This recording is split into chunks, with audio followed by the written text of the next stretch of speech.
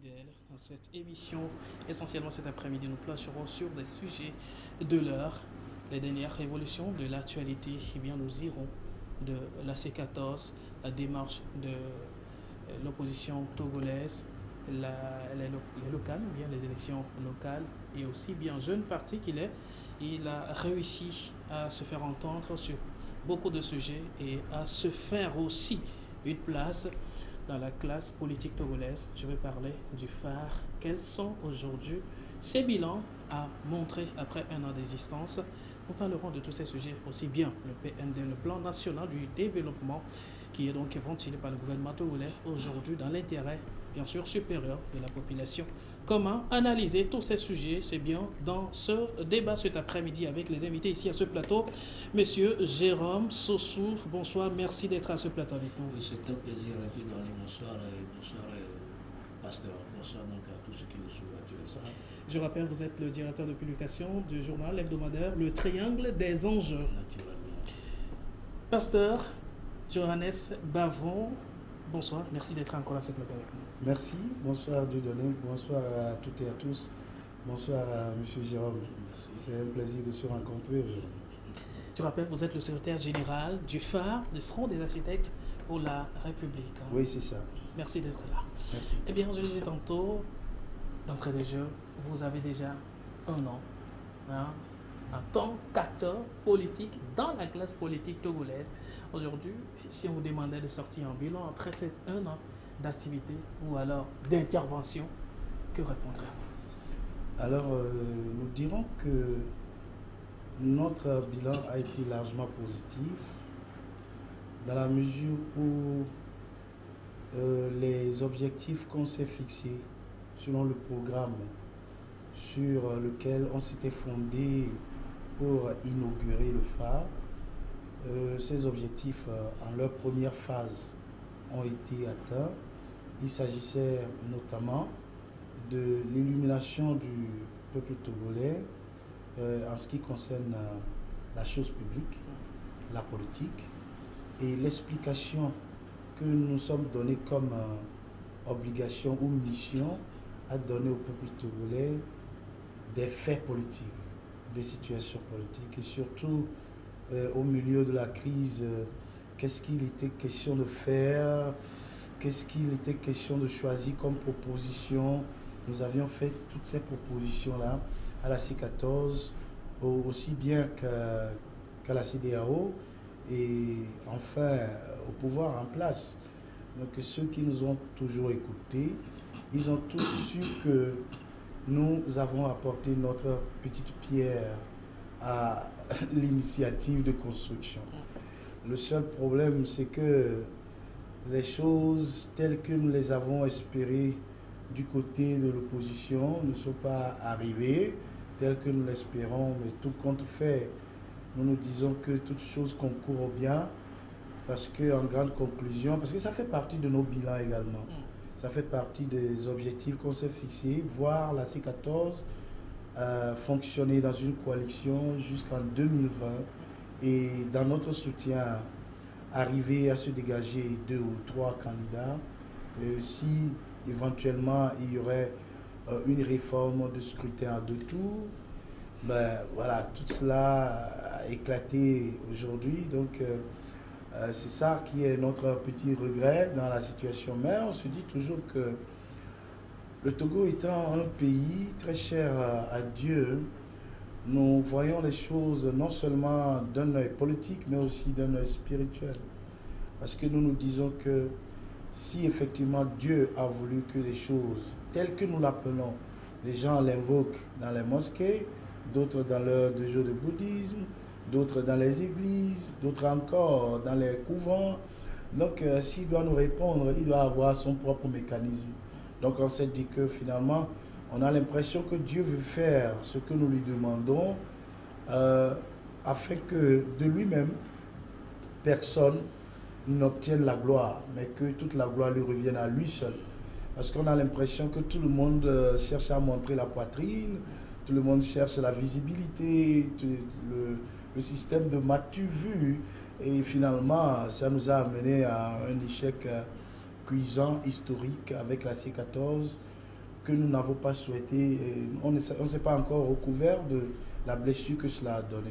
Mais on se dit toujours que à la bataille, il y a des blessures, et à la bataille, il y a des gens qui tombent, et à la bataille, il y a des difficultés, mais on doit toujours voir les choses positivement.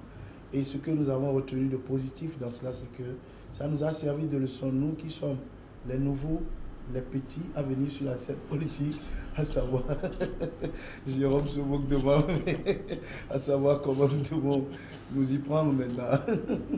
Eh bien, vous l'avez dit, hein, c'est vrai, vous avez fait de très belles analyses des différents sujets, ici même à ce plateau et dans la colonne de différents journaux. Vous avez apprécié et donc dressé des stratégies, des propositions. Mais est-ce que vous avez l'impression aujourd'hui que vos propositions et toutes ces activités ont servi vraiment à grande chose? Je vous remercie. Je pense que nous, on n'est pas vraiment à la hauteur de cette éloge, hein, Dieudonné. On a quand même fait quelque chose. Et si vous trouvez que c'est grand, alors on vous en remercie. La réalité est que nos propositions, à un certain moment, ont toujours été prises en compte. Il faut remarquer que nous ne sommes pas les seuls à faire des propositions à la CICADOS ou à la classe politique togolaise. Les journalistes, les experts politiques, les autres mouvements qui ont été créés pendant la crise ou qui étaient créés avant la crise, tout le monde a fait des propositions. Parfois, ce sont des propositions qui sont cohérentes, qui sont conjointes, parce qu'ayant les mêmes idées, nous avons constaté qu'en tout début, avec la sortie de la feuille de route de la CEDEAO, on s'est dit que on a pris nos propositions en compte plutôt, excusez-moi. Mais avec le déroulement des choses après, il y a eu un grand cafouillage parce que on a l'impression que les acteurs politiques n'ont pas voulu expliciter les faits réels politiques qui se déroulèrent sur la scène ou bien dans leurs négociations avec les chefs d'État ou avec les autres partis, avec le peuple. Donc, nos propositions, si c'est que ces propositions ont été tenues en compte, ont été prises en compte, vous verrez que les résultats seraient autrement. Il y a un certain moment, j'avais cru personnellement que c'est comme si j'étais idiot. Idiot parce que j'ai cru en certaines choses et finalement j'ai découvert que les gens n'y croient pas du tout. J'ai cru en l'unicité de la force des acteurs politiques. Et c'est ce que nous avons toujours porté comme discours. Unicité dans le sens que ceux qui sont dans l'opposition doivent se comprendre et s'unir. Et d'une manière ou d'une autre, arriver à préparer une structure pour 2020. Pas seulement pour les législatives et non seulement pour les locales également, mais ils doivent avoir une structure d'ensemble pour 2020. C'était comme si c'était de l'utopie pour nous. On avait fait des propositions dans ce sens, mais on a paru idiots. Bon, mais en fin de compte, aujourd'hui, les résultats nous montrent qu'on n'était pas aussi idiots que cela. Donc, ce sont ces choses qu'on a pu regretter jusque maintenant. Mais on croit toujours en la vie politique togolaise parce que si on adopte une certaine démarche en politique qui ne marche pas, qui ne fonctionne pas et on ne produit pas les résultats, il n'y a pas que ça. Il y a plusieurs autres mécanismes, plusieurs autres démarches à adopter. Donc, quoi faire maintenant avec des principes politiques, avec des stratégies politiques? Parce que, qu'on le veuille ou non, il faut que le Togo sorte des ornières, il faut que le Togo arrive à sortir de cette difficulté politique. Donc, c'est sur ça que nous sommes aujourd'hui. Très bien, je reviens à vous. Monsieur Jérôme Sossou, vous avez eu à apprécier ce parti phare, bien sûr, vous le disiez tantôt, durant un an d'activité. Vous, aujourd'hui, quelles sont vos impressions sur l'existence d'un tel parti politique? D'emblée de jeu, je dirais qu'il n'est pas facile au Togo d'être un parti politique, surtout quand on veut être de l'opposition. Ça a été coûté ce que cela devait coûter aux gens. Et naturellement, quand un jeune parti comme le phare a réussi à se faire entendre, cela veut dire qu'un bon travail a été fait. Et pour cela, on pourrait quand même les féliciter. Mais bon, féliciter, cela ne doit pas s'arrêter là-bas, cela ne doit pas quand même leur permettre de hausser les épaules. Mais cela veut dire plutôt qu'un défi leur a été lancé de toute manière. Donc pour moi, c'est vrai, le parti, je l'ai suivi, j'ai vu tout ce qu'il a fait, tout ce que j'ai entendu, tout. Enfin, je suis rentré du moins dans les coulisses pour regarder de pas à pas ce que le parti là pouvait être, vous pouvez quand même apporter sur l'échiquier politique togolais. De toute façon, le secrétaire est là, ce n'est pas parce qu'il est là que je le dis. Je ne sais pas trop féliciter des gens et j'apprécie plutôt les actes que les gens posent. Et donc, c'est un jeune parti qui a réussi à se faire entendre. Il a discuté naturellement avec l'opposition, c'est une bonne chose. Et donc, pour moi, il faudrait qu'on continue dans cette lancée-là, parce que ce n'est pas facile, ce n'est pas du tout donné. Parce que, à mon avis, aujourd'hui, le travail est resté à l'état. Rien n'est encore fait, puisque nous continuons toujours la lutte n'a pas abouti, l'objectif n'est pas encore atteint, et donc rien n'est encore joué. Et donc, pour ce faire, il va falloir qu'on fasse, qu'on redouble d'ardeur, qu'on redouble d'énergie pour quand même atteindre l'objectif fixé, c'est-à-dire l'alternance, naturellement. Il faudrait aujourd'hui que le Togo arrive quand même à réaliser cette alternance-là, et de façon pacifique, à mon avis. Et donc, pour ce faire, il va falloir qu'on dialogue, qu'on continue de dialoguer. Et ça, ce ne serait pas l'apanage de ce jeune parti seul. Ça doit être quand même quelque chose qui doit réunir toute la classe politique, que ce soit de l'opposition ou du parti au pouvoir, parce que c'est le Togo. Il va falloir qu'on mette véritablement la nation togolaise devant et écarter de nous ses intérêts politiques, ses calculs politiciens, ses intérêts personnels et égoïstes. Et si nous arrivons à le faire, à sortir de ce carcan politicien, je crois que le Togo a un bel avenir. À mon avis, le Togo a un bel avenir, et donc il va falloir qu'on sorte de ce statu quo, qui a trop duré. La lutte, là, elle est lassante, elle est fatigante, elle a trop causé du tort au Togo, en fait. Donc pour moi, il va falloir que la classe politique togolaise, surtout de l'opposition, écarte d'elle ses intérêts égoïstes et éhontés, pour qu'en réalité, qu'on mette le peuple togolais et la nation togolaise devant, et je crois qu'on pourra quand même atteindre l'objectif qui est l'alternance un jour. Très bien, nous allons revenir en détail sur la problématique de la classe politique togolaise, beaucoup plus en détail. Alors, le pasteur, aujourd'hui, après un an, est-ce que le discours est le même, ou vous avez voulu entre-temps changer le fusil d'épaule en parlant un autre langage? Je crains d'avoir pas bien compris le langage, le sens du langage. L'engagement que vous aviez au départ Oui. de la création de cette formation politique. Oui. Est-ce le même engagement pour encore l'avenir? Parce que cet engagement, visiblement, n'a pas servi à grande chose dans le contexte actuel. Bien, je vais vous dire, Dieudonné, que une chose qui a été notre force, c'est notre soubassement spirituel, notre fondation spirituelle. Ça nous a beaucoup aidé. Moi, personnellement, au phare, le président aussi, c'est une personne qui est très spirituelle. Beaucoup de personnes, il y a d'autres qui sont des musulmans et autres, mais on aime les choses spirituelles. En quoi est-ce que cela nous a aidé?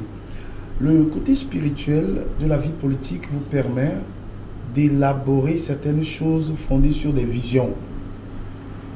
Fondées sur des visions, fondées sur des convictions, l'illumination intérieure. Cela va vous paraître bizarre. Nous, on savait dès le début que les choses iraient étape par étape jusqu'à là où nous sommes arrivés maintenant. Ça va vous étonner. Vous n'êtes pas surpris alors? Je ne suis pas surpris. Pourquoi? Parce que avant même l'inauguration du phare, ce qui a fait que moi personnellement je suis rentré sur la scène politique, c'était quoi? Bon, Dieu m'avait dit qu'il y aura un grand mouvement qui aura lieu dans mon pays dans 7 ans à venir. C'était en 2010. et qu'il faut que je me prépare pour apporter ma voix d'apaisement et ma contribution pour l'œuvre de la construction de la nation. Je n'avais jamais imaginé être un politicien, parce que d'ailleurs, les idéologies dans lesquelles j'ai été formé en matière ecclésiastique interdisaient d'ailleurs qu'un pasteur fasse la politique et tout. Donc ce n'est que plus tard que j'ai compris que c'était une limitation d'idées. Ce n'était pas vrai. Donc, mais quand Dieu m'avait dit ça, moi je n'ai pas pris ça au sérieux, hein, honnêtement. Parce que d'abord, je me disais peut-être que c'est une idée qui m'est traversé l'esprit comme ça. J'ai reçu la visite d'un prophète depuis le Nigeria. On se connaissait, mais c'est un prophète qui est supérieur à moi. Hein. Moi, je ne suis pas prophète. Moi, je suis qu'un petit pasteur parmi les grands. Mais lui, c'est un prophète qui est très respecté. Il est venu et il m'a donné une feuille de route. Qu'il y aura ceci, que Dieu lui a dit de venir me dire qu'il y aura ceci dans mon pays dans 7 ans. Il faut que je me prépare, mais les choses seront comme ça. La venue de Tipi était dans cette prophétie. Comment le soulèvement va embraser tout le Togo jusqu'à l'extérieur des frontières du Togo était dans la prophétie. Comment l'opposition va se rassembler en un seul bloc, c'était dans cette prophétie. Comment l'opposition, en fin de compte, se verra paralysée par elle-même, par l'ego et l'intérêt personnel, le besoin charnel de visibilité personnelle. Comment toute l'opposition sera paralysée par cela, c'était dans la prophétie. Mes collaborateurs connaissent bien cette prophétie de cet homme qui est venu du Nigeria. Mes collaborateurs savent très bien les étapes là, et à chaque étape, d'ailleurs, ce qui m'a permis de rentrer en politique, c'était la confirmation des étapes de cette prophétie. La venue de Maître Tipi, l'embrasement de tout le Togo par ce soulèvement, et comment le soulèvement a embrasé, je dirais, presque tous les pays du monde. Donc tout cela m'a interpellé, il m'a dit, mais attends, c'est ce qu'on te dit. Aujourd'hui, reste à savoir si nous sommes toujours dans cet engagement. Oui, nous sommes dans l'engagement parce que nous avons encore plus de raisons d'être dans l'engagement. Dans la mesure où tout ce qui a été dit dans cette prophétie qui nous a fait venir en politique, ces choses ont été accomplies à 75%. Le reste, 25% aussi, est en train d'être accompli parce que dans cette prophétie, on nous a bien dit que le soulèvement sera très fort et intense, mais que Faure ne démissionnera pas, le président de la République ne démissionnera pas, il ne fuira pas, il reprendra la main et il sera candidat en 2020. Je n'ai jamais parlé de cette prophétie à qui que ce soit. C'est la prophétie qui m'a fait venir en politique. Et mes collaborateurs qui sont avec moi, ils le savent, ils connaissent cette prophétie. Donc nous tous, on est là parce qu'ils savaient mon incrédulité en la matière. Bon, donc nous tous, on était là en train d'observer ce que ça allait donner. Donc vous allez constater que dès le début de cette crise, à chaque fois que les gens parlaient de démission immédiate du président de la République et tout, j'avais un autre langage parce que cette prophétie me guidait. Même aujourd'hui, le PND dont on parle aujourd'hui, avec le président de la République qui court dans tous les sens, c'est dans cette prophétie. Comment ça va se terminer, on connaît. On sait comment ça va se terminer. Donc notre engagement n'a pas changé. C'est dans ce sens-là que nous avons un déçu sur la situation à cause de notre soubassement spirituel, à cause de notre fondation d'illumination spirituelle. Pas que nous sommes saints. Il faut bien retenir ça. Lorsqu'on veut parler des pécheurs, peut-être au Togo, je serai le premier de tous les pécheurs. Et je ne suis pas même digne de parler de Dieu. Il y a des gens qui sont encore mieux que moi. Hein. Je ne fais pas la politique parce que je suis l'homme qui est le plus juste. Ce n'est pas parce que je suis plus juste que Faure Gnassingbé. Je ne fais pas la politique parce que je suis plus juste que M. Fabre ou Mme Adjamago. Je n'ai pas des propositions et des opinions parce que je me trouve meilleur que ces personnes. Non. Je suis dans un rôle qui m'a été révélé et que je dois jouer pour le bien de toute notre nation. Donc, aujourd'hui, notre engagement, il est inchangeable. C'est un engagement qui nous a beaucoup renforcé dans la mesure où la feuille de route qui nous a conduit jusqu'ici a été une feuille de route crédible qui a été accomplie étape par étape jusque là où nous sommes. Donc là où nous sommes maintenant, nous sommes plus confiants que quiconque. Si les Togolais aujourd'hui sont démotivés, ils en ont le droit, mais pas nous. Parce que nous, on nous a montré des choses qui devraient normalement nous motiver. Donc c'est à nous de leur apporter ce qui nous a motivés pour les remotiver. Si les gens sont découragés, ils sont en droit parce qu'ils n'ont pas vu ce que nous avons vu. Nous n'avons pas le droit de nous décourager, mais nous avons la responsabilité de leur apporter ce qui nous a encouragés jusque maintenant. Donc c'est la raison pour laquelle la bataille continue, la lutte continue. Nous n'attendons pas à ce qu'un héros vienne de quelque part pour nous sauver. En chacun se trouve un noyau de héros divins, de toute puissance, capable de faire toutes choses en chacun de nous. Il suffit simplement que nous ayons une petite volonté de dire, ce n'est pas fini. Bien sûr, comment l'appelle-t-on, le canari est tombé, mais tant que la rivière est là, on peut encore retourner à la rivière. C'est cela. Alors aujourd'hui, le phare n'est pas surpris par tout ce qui se passe sur le terrain politique togolais. Bon, laissez-moi vous surprendre. Moi, je serais un malhonnête face à moi-même et face à mes collaborateurs si je disais que j'étais surpris.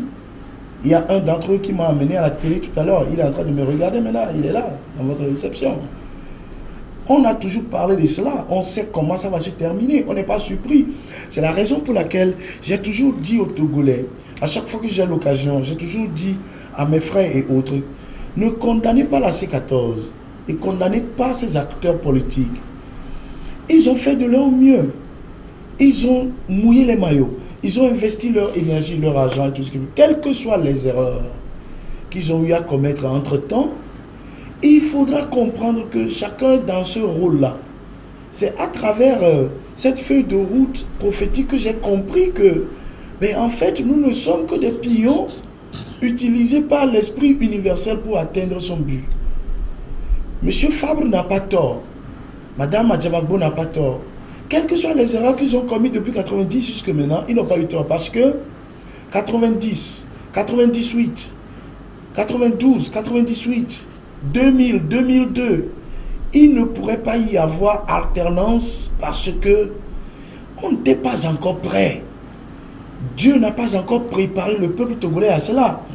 Mais ces acteurs aujourd'hui que nous sommes tous en train de condamner, ce sont des acteurs qui ont pu garder quand même, vous savez, ils ont gardé la charrue dans la rue avec toute leur force jusqu'à ce que des nouveaux viennent aujourd'hui, jusqu'à ce que le temps ne soit prêt. Vous comprenez la situation? C'est à travers cette feuille de route prophétique que j'ai été animé d'une grande humilité. Humilité en ce sens que, ah oui, je peux avoir l'ambition pour faire quelque chose et pourtant ne pas être dans le temps de Dieu. Et lorsque j'ai des échecs, je vais croire que c'est moi qui suis de mauvais destin. Non. Ils ont joué leur rôle. Et ils ont fait un rôle, ils ont fait un travail parfait. Donc aujourd'hui, la suite du travail. Pourquoi est-ce que nous disons qu'en 2020, il doit y avoir alternance? Parce qu'il doit y en avoir. Et il y en aura. Même le président fort aujourd'hui est dans son rôle. Le rôle est bien défini dans cette feuille de route dont je vous parle maintenant. Je n'en ai jamais parlé parce que je n'aime pas faire prophète. Ce n'est pas moi qui ai fait cette prophétie. C'est une prophétie qui m'est venue depuis le Nigeria. Ce n'est pas une prophétie qui est venue me dire que c'est moi qui vais remplacer Faure Yazigbe. Mais c'est une prophétie qui m'a dit de me préparer afin que je puisse apporter ma pierre à la construction. Donc vous savez, nous avançons, que les Togolais sachent que la main de Dieu est puissamment dans notre lutte. Vous ne pouvez pas imaginer. Si je vous disais tout à l'heure que le peuple togolais a gagné à 75% dans cette lutte, je ne peux pas vous le dire ici, de peur de ne pas blesser certaines personnes. Je me demanderais en quoi? En quoi? Mais justement, mais moi, je vous dis que le peuple togolais a avancé parce que nous attendons, lorsque le point final sera mis en place, vous verrez vraiment que C'est là où nous allons comprendre que, vraiment, tout ce qui s'était passé là, c'était le plan de Dieu. C'était Dieu même qui le faisait. Vous savez ce qui va arriver? Il y a une chanson que nous allons chanter. En fin de compte, nous dirons, nous l'avons fait, notre Dieu l'a fait. Mais Dieu ne permettra jamais que quelqu'un dise au Togo que l'alternance a été son œuvre, l'œuvre de son parti, l'œuvre de sa personne. C'est ce que nous voyons et c'est cela qui guide nos analyses politiques. Merci Pasteur Bavon. Eh bien, vous, Monsieur Jérôme Sossou, le pasteur qui vient de parler, suivant une feuille de route prophétique, je crois que vous êtes journaliste, vous devez avoir une approche peut-être beaucoup plus différente de cette approche. Alors, comment vous trouvez aujourd'hui l'effritement au niveau de la C14 qui laisse aujourd'hui la population togolaise sur sa soif et pourtant le pasteur dit c'était prévisible? C'est vrai que le pasteur nous a amené sur un terrain purement spirituel. Je ne sais pas si c'est pour dédouaner les politiciens ou les acteurs politiques togolais, ou je ne sais pas si ils voudraient remettre en confiance le peuple togolais. Mais moi je me dis, en politique, tout est scientifique.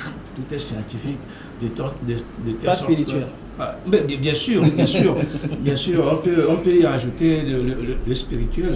Mais avec ce que disait le pasteur tout à l'heure, ceux qui sont ces acteurs politiques-là doivent savoir que à côté de la politique, à côté de la science politique, il faut mettre quand même la science spirituelle pour quand même, avec cet ensemble-là, pour réussir quelque chose. Maintenant, si on est dans la rue, si on fait la politique, peut-être la politique politicienne, on met Dieu peut-être à côté, on fait la politique parce qu'on veut faire la politique. Je crois qu'on ne peut pas réussir en fait.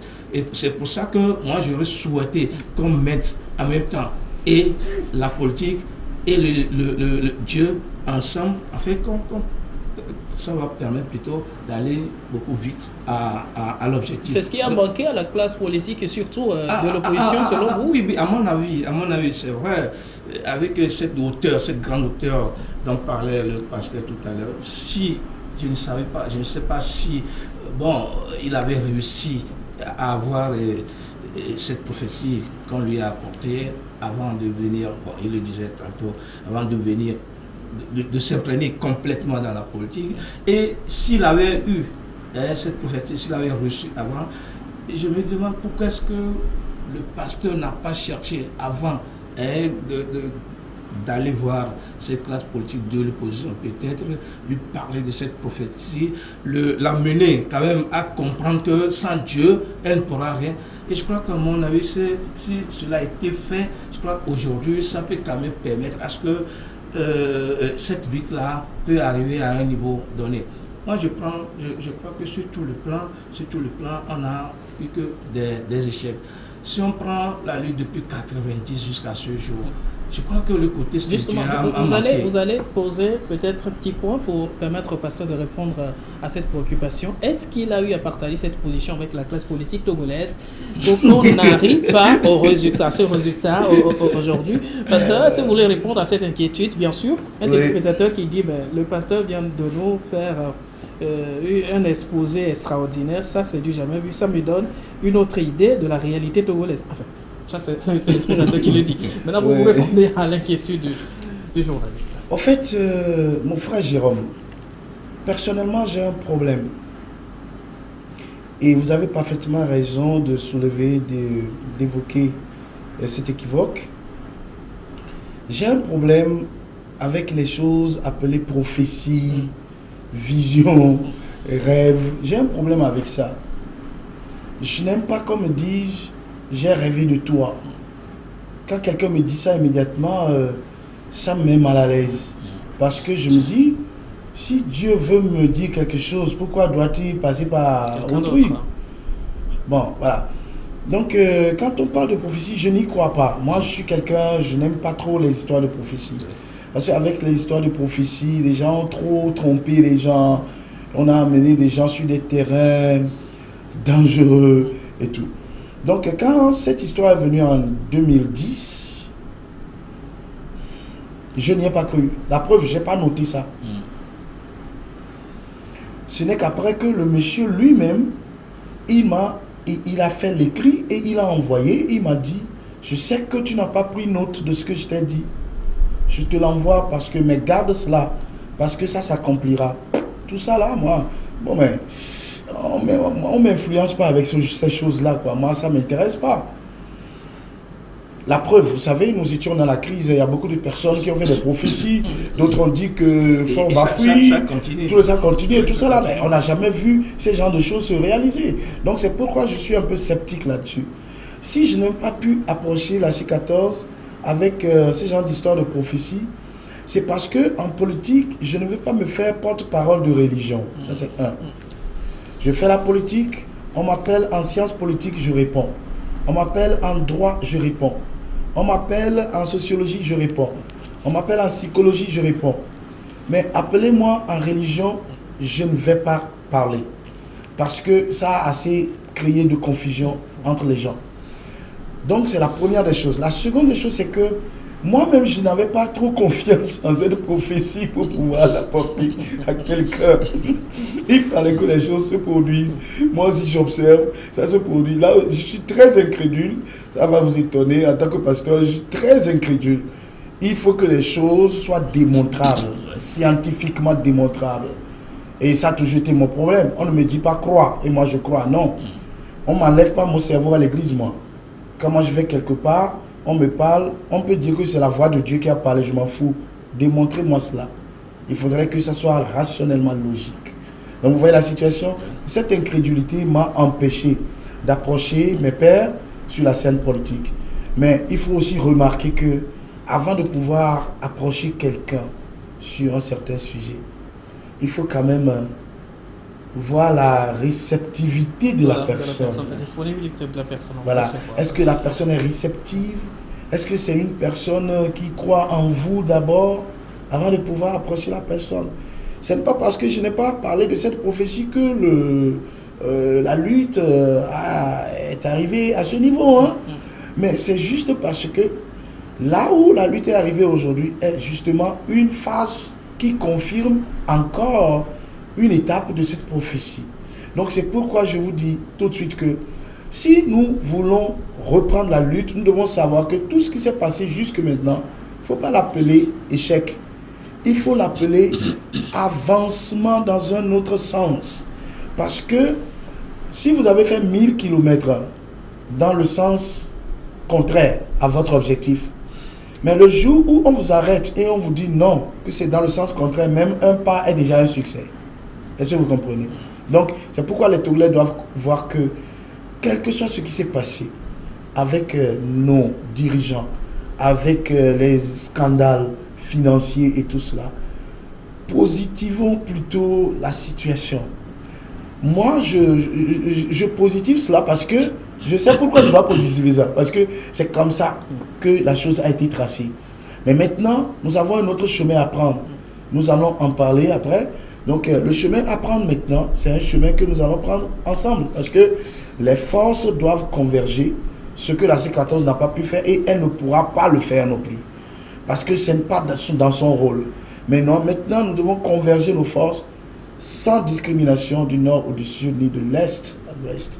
Nous allons tout faire pour que nous puissions aller à une élection de 2020 avec la main de Dieu derrière nous. Très bien. Monsieur Jérôme, vous avez... Oui, mais bon... Et de toute façon, moi, je comprends bien le pasteur, mais j'ai toujours cette inquiétude selon laquelle l'opposition togolaise n'arrive pas à faire la leçon de ce qui se passe. Si on prend 98, d'abord 90 et toutes les étapes jusqu'à ce jour, je crois que l'opposition togolaise arrive à commettre, à mon avis, les mêmes erreurs. Et surtout, lorsque ce Togo-là domine cette classe politique togolaise. Je donne un exemple simple. La coalition était là hier. Ils étaient 14 dedans. Et on ne sait pas ce qui s'était passé concrètement. La coalition s'est éclatée. Et aujourd'hui, que les gens tirent des leçons de ce qui s'était passé, je vois que le problème se pose actuellement entre deux grands partis politiques de l'opposition, entre l'ANC et le PDP. Mais en réalité, le problème ne devait plus se poser entre ces partis-là. Parce qu'à mon avis, ils devaient se comprendre, ils devaient apprendre à se comprendre, ils devaient apprendre à rester ensemble, ne serait-ce que pour atteindre un objectif. Aujourd'hui, ils ont laissé l'adversaire commun tranquille en train de faire tout ce qui lui passe par la tête et ils s'attaquent entre eux. C'est là où moi je dis qu'il y a un problème naturellement dans cette opposition. De toute façon, vous êtes en train de retourner sur le registre prophétique alors. Parce qu'il y a un soubassement spirituel peut-être. Non, mais de toute façon, selon les dires. Oui, je comprends, mais je me dis que peut-être le pasteur lui-même qui sait ce qu'il dit concrètement, qui comprend ce qu'il dit. Mais pour le reste des Togolais, ce que le pasteur dit là ne peut pas le convaincre. Parce qu'aujourd'hui, nous sommes devant une situation qui nous fatigue.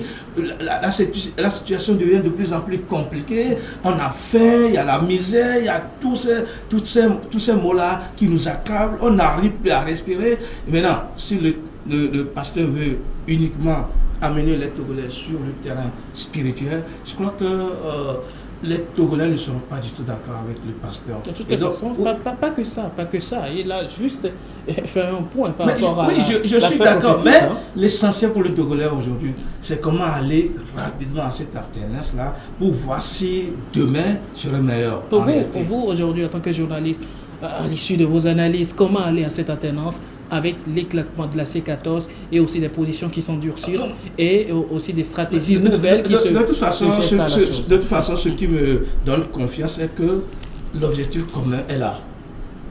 L'objectif commun est là. Quel que soit l'ego que les gens... Cela a été toujours le cas, l'objectif commun. Oui, l'objectif commun, c'est réaliser l'alternance. Quand vous appelez tous ces acteurs politiques-là, ils vous parleront de l'alternance. Même ceux qui sont dans le parti au pouvoir, ils parlent de l'alternance.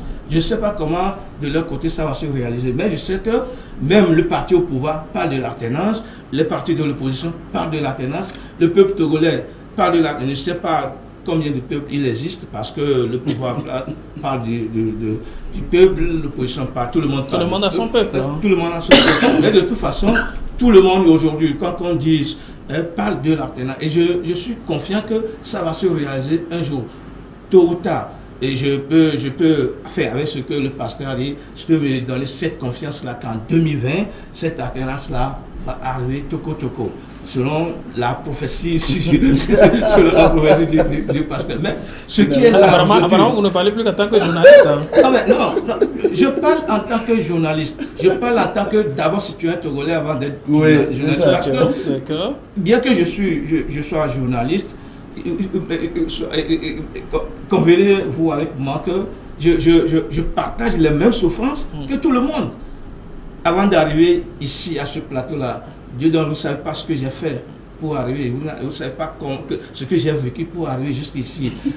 Vous ne savez pas si je vais manger après cette émission-là. Et donc, je partage les mêmes problèmes, les mêmes difficultés que le peuple togolais. Et donc, je parle en tant que, à la fois, citoyen togolais et journaliste. Et donc, il me revient que cette alternance-là arrive au Togo. On veut comparer deux choses. On ne peut pas être là pour faire parler de la même chose chaque fois. Et donc, moi, mon problème aujourd'hui, je ne sais pas comment l'alternance va se réaliser, mais si on continue de mettre, ou de vouloir mettre le peuple togolais sur rien que le chemin spirituel, ça va être pour nous très long. Or, aujourd'hui, ce que le peuple togolais veut, c'est voir l'alternance se réaliser ici et maintenant pour voir si demain serait meilleur. Pour Jérôme Sossou, est-ce que l'alternance aura une effectivité en 2020 avec la C14 qui est devenue aujourd'hui pratiquement C9 et certains des membres de la C14 qui se retrouvent déjà à la CENI n'ayant pas pu aussi participer aux élections législatives du 20 décembre dernier. Pour vous, alors, ce sont les démarches qui amènent à l'alternance en 2020? Ailleurs, on ne parle pas de l'opposition, on parle du peuple. Et c'est le peuple là qui se met devant la scène et qui arrache ce qu'on leur a peut-être entre griffes volé. Si vous me comprenez bien. Vous pensez que le peuple n'a pas encore pris le devant de la scène? Non, mais depuis là, le peuple n'a pas encore pris le devant de la scène. À mon avis, le peuple a toujours attendu un messie quelque part, alors que jamais ce messie-là n'arrivera. Et donc, pour moi, il va falloir que le peuple se mettre devant la scène. Si le peuple se met devant la scène, je crois que ça peut aussi démobiliser le pouvoir en place qui peut-être voit des adversaires ou des ennemis à travers l'opposition qui est devant lui. Et donc pour moi aujourd'hui, il va falloir que le peuple même prenne la chose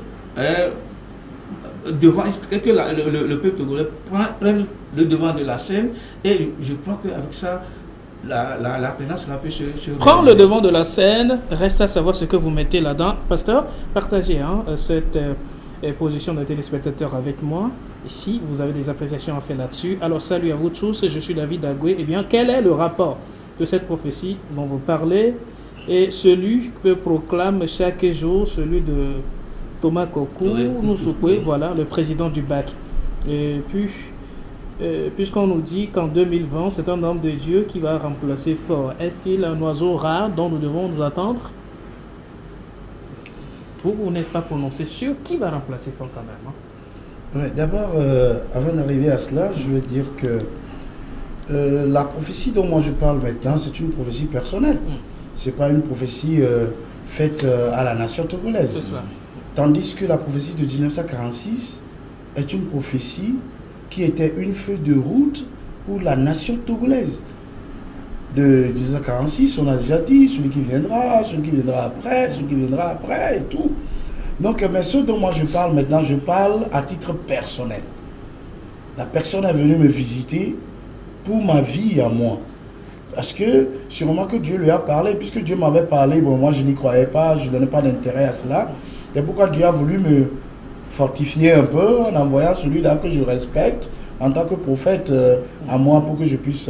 Maintenant, en ce qui concerne celui qui va remplacer le président Faure Gnassingbé, moi je suis trop petit pour en parler. Si c'est vous, si c'est moi, si c'est l'autre, moi je suis trop petit pour en parler. Pourquoi? Parce que il y a quelqu'un qui a pris cette prophétie de 1946 en la personne de monsieur Thomas Noussoukwe. Ils savent de quoi ils parlent. Ils ont travaillé sur cette prophétie, ils ont prié sur cette prophétie, ils ont eu l'éclairage dans la prophétie. C'est à ces seules personnes de pouvoir nous éclairer sur le sujet de la personne qui devra remplacer le président actuel. Maintenant, en venant à la question de... Ou bien, je continue? Justement, continue. Je peux aller? D'accord, merci. Donc, en venant à ce que Jérôme disait tout à l'heure, je vais vous dire, si le peuple doit se mobiliser, il faut deux choses. Pourquoi le peuple doit se mobiliser? Je reviens d'abord à la cause. À l'heure où nous sommes, s'il y avait élection la semaine prochaine, voici l'électorat que nous aurons. Un électorat large d'abstention. Parce que tout le monde est déçu, tout le monde a le cœur brisé, tout le monde se sent trahi. Mais voilà, s'il y aura élection dans un an et que l'état psychologique actuel collectif n'a pas été corrigé et guéri rapidement, c'est le même résultat que nous aurons en 2020. Tout le monde dira, ben écoutez, s'ils sont tous les mêmes, donc autant laisser Faure Gnassingbé au pouvoir. Pourquoi me déranger encore pour aller voter? D'autres diront, ok, nous avons appris qu'ils avaient marchandé les élections en 2015. Si je me dérange maintenant pour aller voter également, qu'est-ce qui va arriver? Ils vont encore marchander. Ça se dit. Ça se dit. Donc c'est pour vous dire que nous sommes mal, quoi. Là où nous sommes, à notre position maintenant, nous sommes mal. On est mal. La chose, alors, est que l'opposition, telle que nous la connaissons en tant que parti politique, selon leur dénomination politique, ne peut pas aujourd'hui présenter un candidat. Un parti politique ne peut pas aujourd'hui de lui-même présenter un candidat pour avoir l'unanimité de tout le monde. Vous comprenez? Si un candidat sort de l'ANC, il va avoir des problèmes avec le PNP, avec le CAR, avec les autres. Si un candidat sortait du CAR, il aura des problèmes avec l'électorat de l'ANC, du PNP, etc. Donc cela veut dire que dans l'état actuel, si on avait élection, si l'état n'est pas corrigé et qu'on continuait, je veux parler de l'état psychologique, et on continuait dans cet état psychologique, dans les élections à venir en 2020, le problème sera que nous aurons l'électorat qui cherche le même but dont parlait Jérôme tout à l'heure, but d'alternance, le même électorat mais qui sera effrité selon les dénominations des partis politiques. Et ça, c'est la science politique. Ça, c'est pas la religion. Donc, je vous dis ici que l'État l'État actuel demande que nous puissions remobiliser le peuple. Or, la remobilisation n'est pas le fait de dire aux gens, sortons massivement dans la rue pour démontrer aux gens que nous en avons marre avec ce pouvoir cinquantenaire. Ça, c'est pas une mobilisation. La mobilisation est une chose psychologique. C'est une façon de réveiller le motif d'action dans la personne, de donner l'intérêt d'action dans la personne et de donner les moyens d'action à la personne. Ça, c'est ce qu'on appelle mobilisation ou motivation. C'est ce dont le peuple togolais a besoin aujourd'hui. Et là, la première étape, c'est de faire comprendre au peuple togolais que nous ne sommes pas encore perdants, que tout n'est pas encore perdu. Et on ne peut pas continuer par parler le langage funeste, de funérailles, de deuil, le langage de plainte et de complainte par rapport à ce que la C14 a connu jusque maintenant. Maintenant, nous devons changer de langage. Le langage, c'est que nous sommes tombés, mais nous devons nous relever cette fois. La lutte n'est pas finie, on doit avancer. Pourquoi est-ce que la lutte n'est pas finie? Parce que c'est là où je viens avec cette prophétie, mais elle est tout à fait personnelle et individuelle. Je ne devrais même pas la faire sortir, mais je la fais sortir pour que les gens comprennent que tout n'est pas perdu. Il y a Dieu qui est en train de nous conduire d'une certaine manière vers quelque chose. Peut-être nous ne le savons pas, mais ce lieu-là est déjà préparé et accompli. Donc vous allez voir qu'il y a le côté psychologique, le travail psychologique à faire. Et maintenant, avant de venir aux stratégies politiques, si vous voulez que je termine avec les stratégies politiques. Allez, donc, dans la stratégie politique, qu'est-ce qu'il faudra faire aujourd'hui? Moi, je ne savais pas quoi faire, mais la dernière fois, certaines personnes qui sont de certaines organisations, de la société civile bien sûr, qui m'ont approché et qui m'ont fait comprendre que ils m'ont posé la question, quelle est la cause principale des déboires de l'opposition togolaise? Je leur ai dit, tout droit, c'est le problème de moyens financiers. Quelqu'un qui investit ses millions en politique, après des années, il est déplumé sur la scène politique, il n'arrive pas à en parler à quelqu'un. Et maintenant, quand il fait les efforts pour aller à une élection, il mobilise nous tous. Alors que nous venons de dire tout à l'heure que c'est un but commun qui est l'alternance. C'est l'intérêt pour nous tous. Mais c'est lui qui paie le prix financier. Maintenant, quand il arrive à un certain point et il est fatigué financièrement, il n'a pas d'aide, et ceux qui sont au pouvoir, ils voient que voilà, ce monsieur risque de déranger, alors on lui donne de l'argent. Et il ne peut pas refuser parce qu'un homme en besoin, il négocie très mal. On ne négocie pas quand on a faim. Mais alors, c'est pourquoi on nous affame, pour que nous puissions négocier mal et pour qu'il reste au pouvoir. Donc, ça, c'est le principe de la dictature. Non, c'est la diplomatie, c'est comme ça que ça fonctionne. Donc, aujourd'hui, qu'est-ce qu'il faut faire? Il est question de donner des moyens à l'opposition. Même si ce n'est pas l'opposition qui s'est rassemblée dans la C14, d'accord, il faut donner d'abord les moyens. Nous devons avoir les moyens. Et ils nous ont dit ils m'ont dit que vas-y la proposition qu'ils sont venus me faire, qu'ils sont en train de se rassembler dans des organisations de la société civile. Ils ont un gestionnaire de banque, ils ont un huissier, un avocat, ils ont un expert comptable, ils ont un commissaire au compte et avec maintenant les autres associations. Maintenant, ils veulent que moi je me joigne à eux. Et quel est leur but? Leur but est de demander au peuple togolais de pouvoir contribuer rien qu'à raison de 1000 francs à X francs, selon les moyens de chacun. Pour que les mois à venir, on puisse avoir quand même quelque chose pour l'opposition.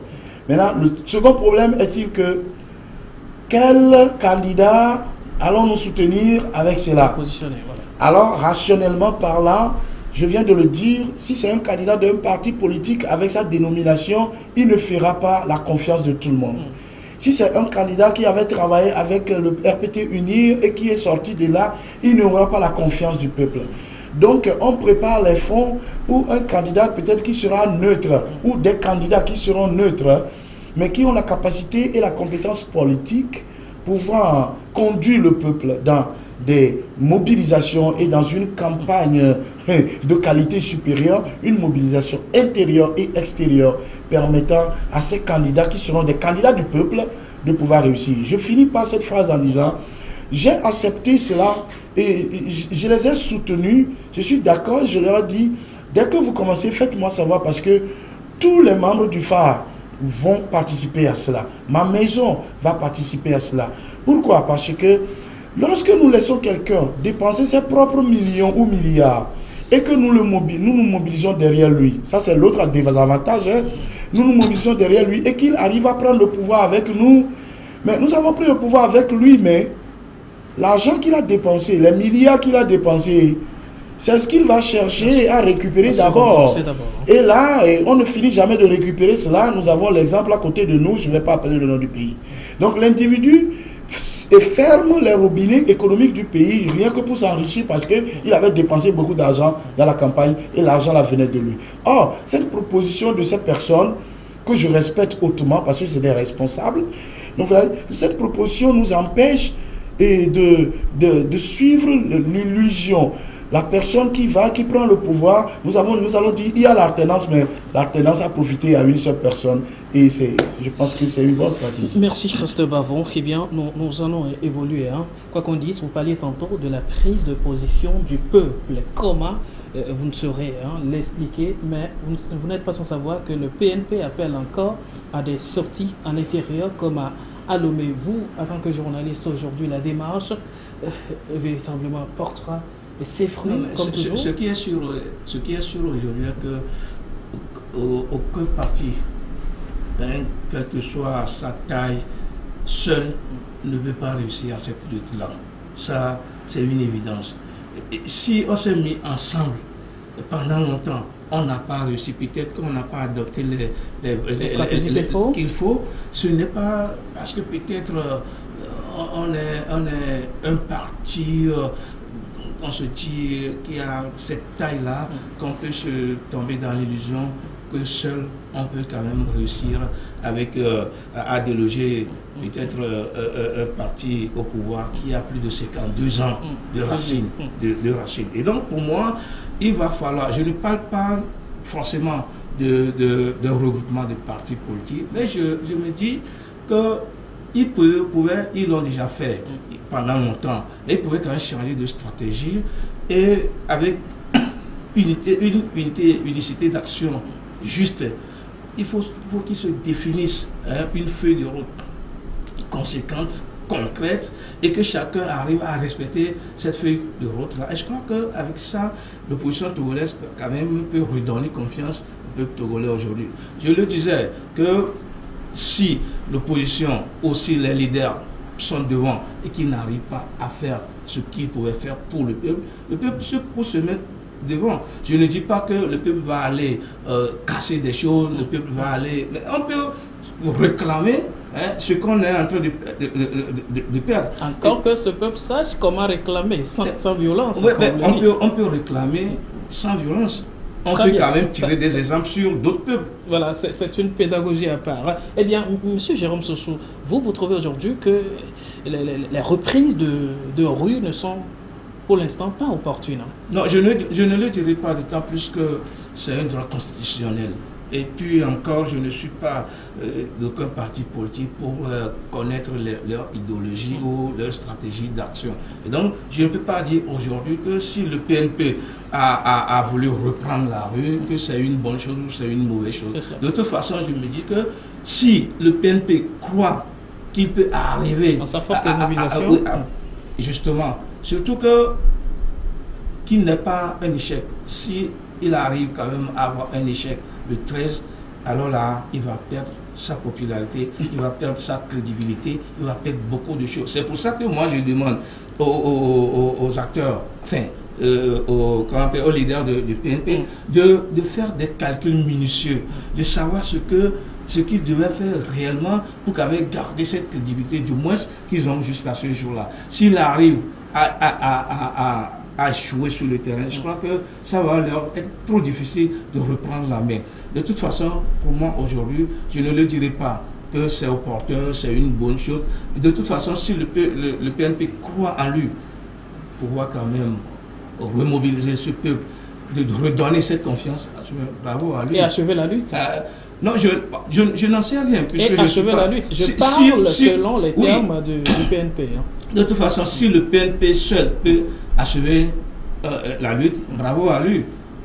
Mais c'est ce que tout le peuple togolais cherche. Si le PNP ne peut pas achever seul la lutte et que peut-être il va tomber dans le populisme, moi, c'est ça que je vais regretter de toute façon. C'est pour ça que je demande aux leaders du PNP de revoir minutieusement leur position, de faire sérieusement ce calcul-là pour ce qu'ils veulent faire le 13 prochain, pour quand même garder cette crédibilité, pour garder cette confiance que le peuple togolais a pour lui. Merci. Eh bien, pasteur, c'est vrai, vous avez relevé toutes ces positions, mais de façon concrète, la reprise des marches par le PNP le 13 avril, samedi donc, pour vous, ça participe encore à quelque chose. Ouais, moi je pense que Jérôme a raison, parce que c'est un droit constitutionnel et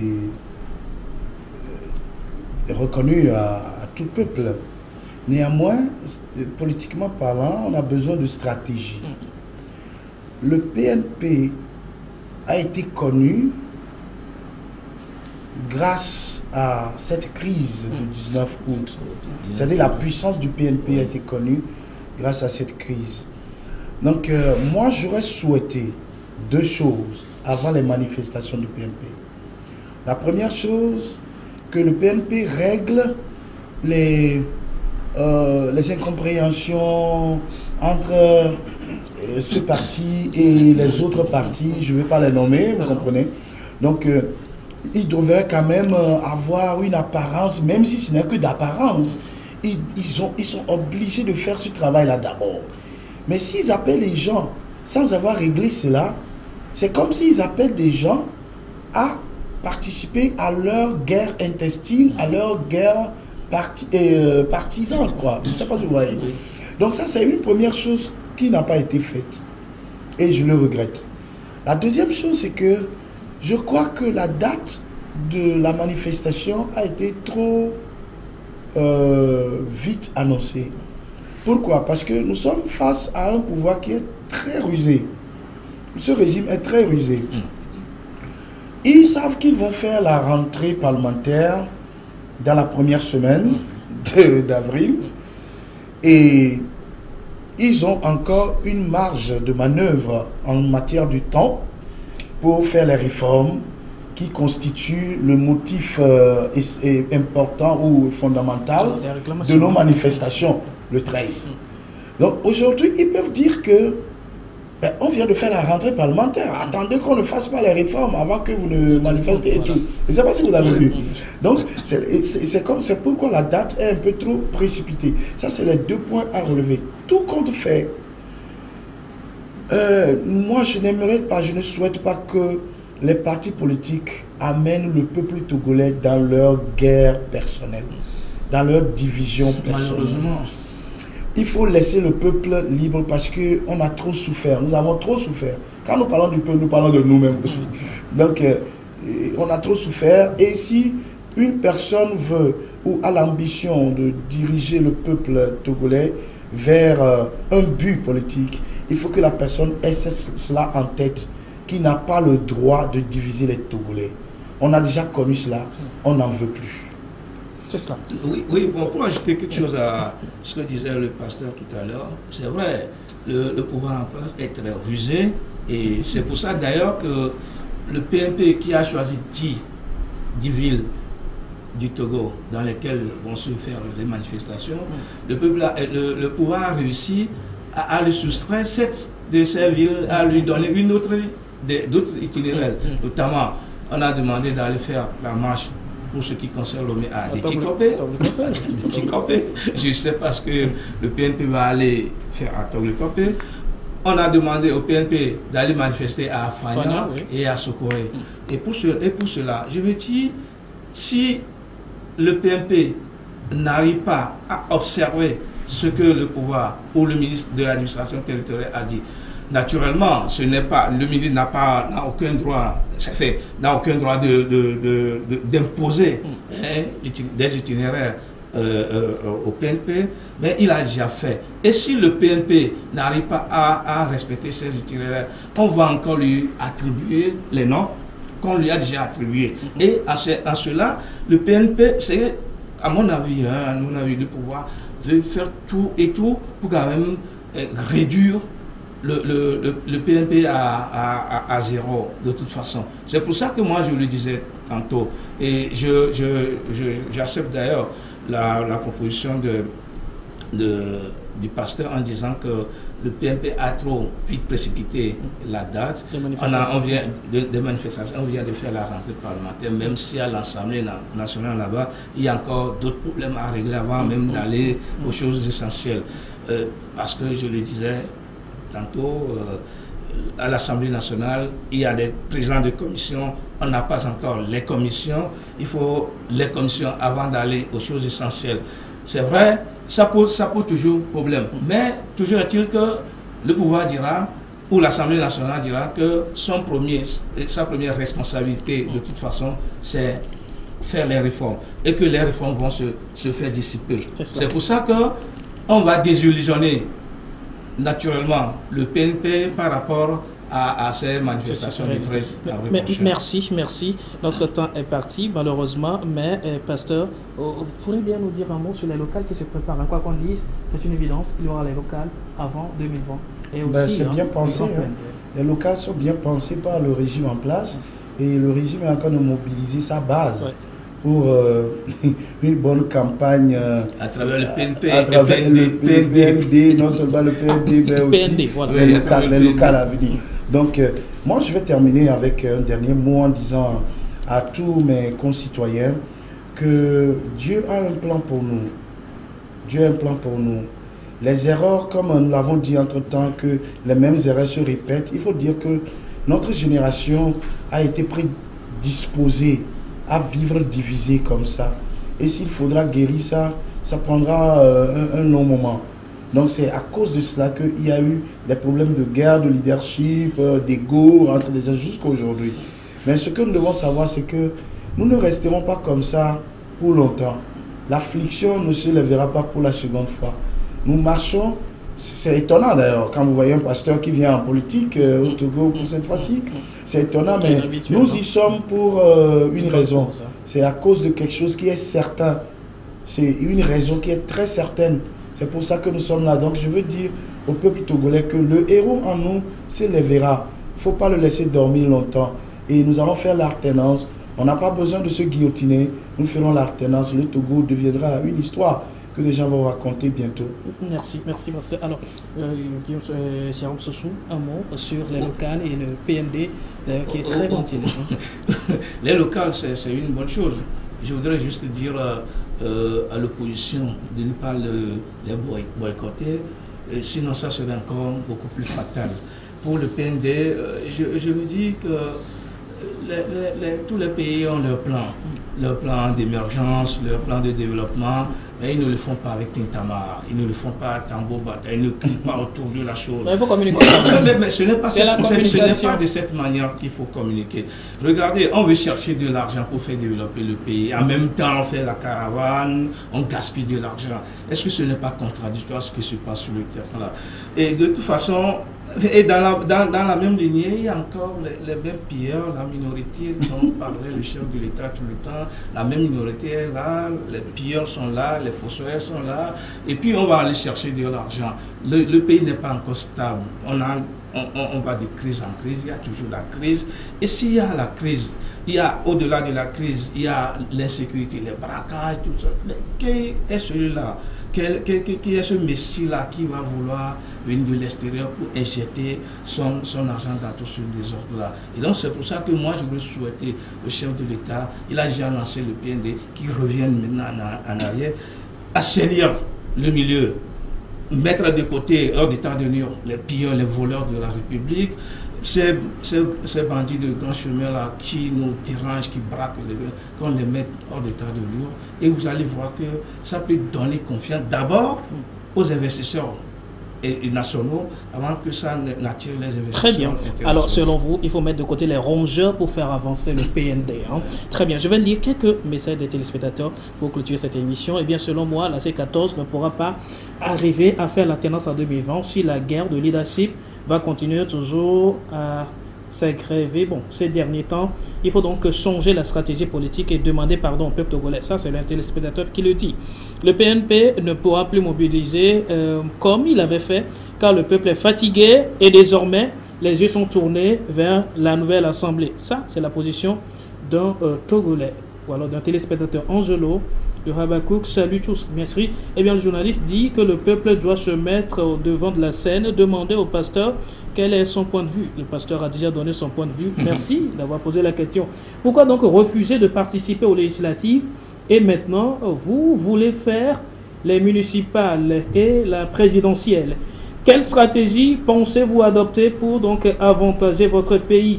Vous êtes en train de tuer ce pays, ça c'est votre position, vous opposant parce que vous ne savez pas ce que vous faites exactement. Si vous ne savez pas comment faire votre boulot, laissez-nous subir, unir, plutôt que d'aggraver notre situation. Eh bien, c'est votre point de vue. Il a raison.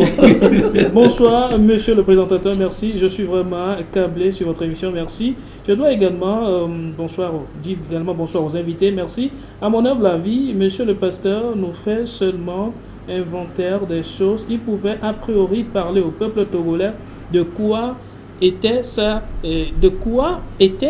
prophétie. Je ne sais pas ce que vous voulez dire concrètement, mais il voulait à ce que la prophétie soit exactement exposée au peuple togolais. On a dit que c'était une prophétie personnelle. Personnelle, et de toutes les façons, ce n'est juste une parenthèse pour expliquer ce qui se passe actuellement. Eh bien, je voudrais juste applaudir le pasteur quand il affirme que le peuple, le Togo n'est pas encore prêt pour l'alternance. Au fait, il faut avoir donc un regard nouveau sur les cas togolais.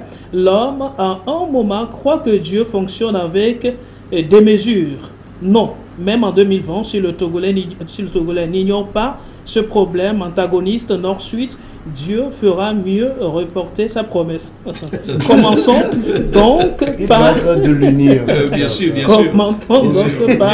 nous accepter comme filles et fils d'une même nation et l'alternance viendra d'elle-même. Désolé, nous ne pourrons pas tout lire. Eh bien, votre mot de la fin. Ça a été un plaisir. Merci à tous les téléspectateurs. Merci à vous aussi, Dieu donné. Dieu va nous renforcer. Notre intelligence surtout, la mise en application de notre intelligence dans cette lutte nous permettra d'atteindre le but. Merci. On y atteindra. Merci, pasteur. Je voudrais bien croire que l'homme de Dieu providentiel dont parlait Thomas Soukoué, qu'on doit porter devant la scène pour réaliser l'alternance en 2020 serait forcément pasteur Pablo. Donc il faut qu'il commence par à y travailler là-dessus. Je n'ai pas besoin de travailler là-dessus.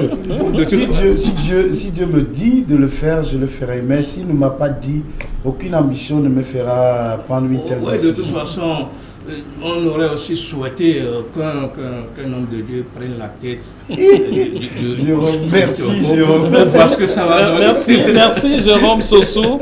Merci. Eh bien, vous êtes le directeur de publication de l'hebdomadaire Le Triangle des Enjeux. Merci d'avoir participé. Merci beaucoup. C'est un plaisir. Merci. Merci à vous également, pasteur Johannes Bavon. Vous êtes le secrétaire général du phare, le Front des architectes pour la République. Merci beaucoup. Merci d'avoir été des nôtres. Désolé pour les messages non lus. Nous restons toujours ensemble tous les mercredis et samedis pour ces mêmes thématiques, ces mêmes enjeux. À très bientôt sur la radio-télévision d'État Santé. Merci, pasteur. Merci.